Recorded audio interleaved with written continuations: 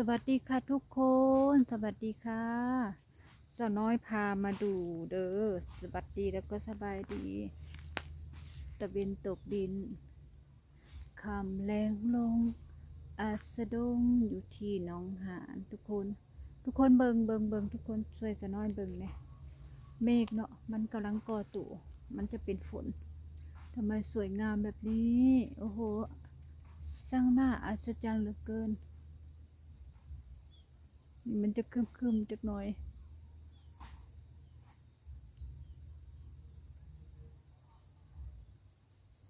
ฤดูฝนเนาะ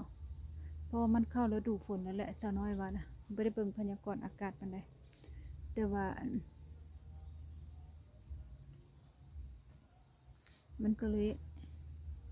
มีลักษณะก้อนเมฆจับตัวกันเนาะเอาครึมอยู่เมื่อแรงนี่ตกแน่เลยล่ะ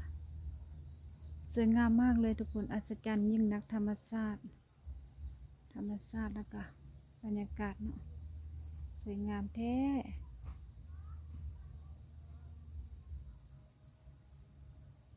หาคนสิตัดหญ้าไปอาทิตย์ที่แล้วอาทิตย์นี้มายาวขึ้นอีกละทุกคนเพราะว่ามันเป็นช่วงหน้าฝนลินหลายฝนตกหลายอ๋อมันทุกคนอันนี้นะมันเหมือนคฤหาสน์แหละแต่ที่จริงมันว่ามันคฤหาสน์เลยทุกคนมันเป็นต้นไม้ที่ว่ามีเขาวันบ่ขึ้นระโยงระยางมาเนาะมันเหมือนคฤหาสน์นี่แหละทุกคนดูแล้วก็น่าพิศวงนะ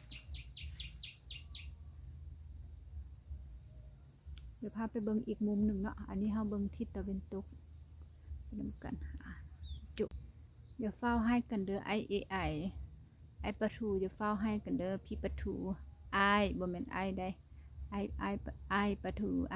จะเฝ้าให้กันเด้อบ่ได้มีสาระอย่างดอกแต่ว่าอยากเก็บภาพบรรยากาศไว้มันสวยงามเหลือเกินแบบมันเขียวขจีด้วยแบบฝนโปรยลงมาเนาะอาทิตย์เมื่อกี้ฝนโปรยลงมาแล้วมันก็เขียวขจีตอนมันแห้งแล้งก็มีก็บ่ได้มาถ่ายเบิ่งเนาะบ่ได้บันทึกไว้นะก็สิว่าซั่นบันทึกไว้แต่ตอนหน้าฝนโอ้ยสวยงามมากทุกคน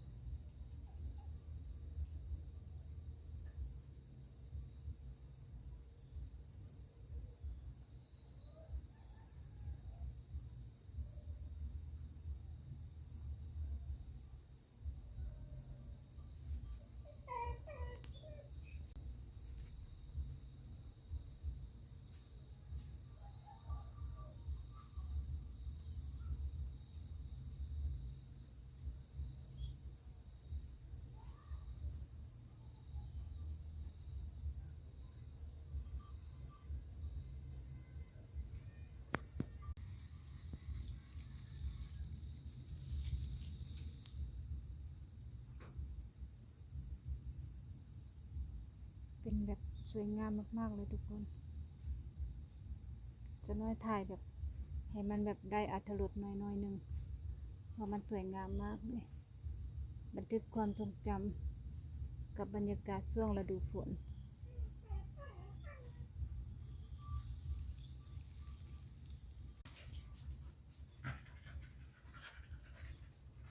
นี่ค่ะอีกมุมหนึ่งทุกคนมุมนี้จะเป็นมุมหน้าบ้านที่แบบเบิ่งเห็นต้นข้าวเนาะแล้วก็เห็นต้นพริกต้นบักเขือกับบรรยากาศยามแรงแดดอ่อนๆทุกคน